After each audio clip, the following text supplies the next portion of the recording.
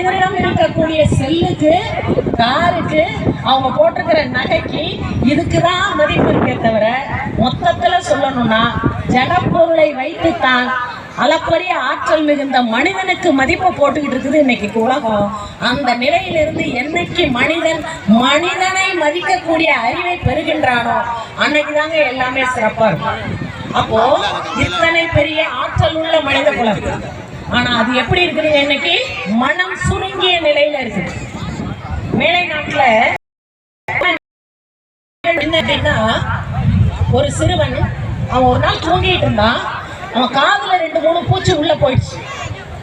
உள்ள போனோன்னா குடையுது, ஒரே பிரச்சனை ஆயிடுச்சு. டாக்டர்கிட்ட கொண்டு போய் காமிச்சு அந்த பூச்சியெல்லாம் வெளியில எடுத்துட்டாங்க.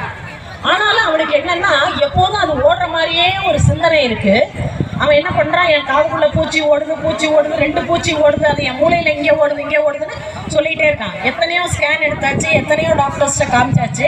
ஆனா அவன் மனசுல இருந்த அந்த எண்ணத்தை என்ன பண்ண முடியலங்க, யாராலையும் எடுக்க முடியல. அப்போ அவங்க நெருங்கிய நண்பர் ஒரு மருத்துவர் என்ன சொல்லுவார்னா, நீங்க நாளைக்கு அவனை கூட்டிட்டு வாங்க, நான் பார்த்து சரி பண்றேன் அப்படின்னு சொல்லுவார். சரின்னு சொல்லிட்டு கூட்டிட்டு போவாங்க. அவர் ஏற்கனவே என்ன பண்ணுவாரு, ஒரு டப்பால 2 பூச்சியை வச்சுக்குவார். சின்ன பூச்சியை பிடிச்சி போட்டு வச்சுட்டு, இவனுக்கு எல்லாம் சும்மாவே மயக்க மருந்தை கொடுத்து ட்ரீட்மெண்ட் எல்லாம் கொடுத்துட்டு, பாருப்பா இனிமே உனக்கு ஒரு பிரச்சனையும் கிடையாது. இப்போ எத்தனை பூச்சி இருக்குன்னு சொன்னேன்? 2 பூச்சி.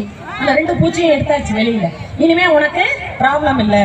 இங்க பாரு டப்பால பூச்சின்னு. இதைதானே நான் இத்தனை நாளா சொல்லிட்டு இருந்தேன். அப்ப எல்லாரையும் இவன் என்ன ஆயிட்டான், முட்டாளாகிட்டான். இது போல நாம என்ன பண்ணிட்டு இருக்கிறோம்னா, நம்முடைய மனம் சுருங்கி இருக்கிறதுனால நமக்கு என்ன மாதிரி வாழ்க்கையை வாழணுங்கிறது இன்னைக்கு தெரியாம போச்சு. நான் ஒரு நாள் பஸ்ல வந்துட்டு இருந்தேங்க.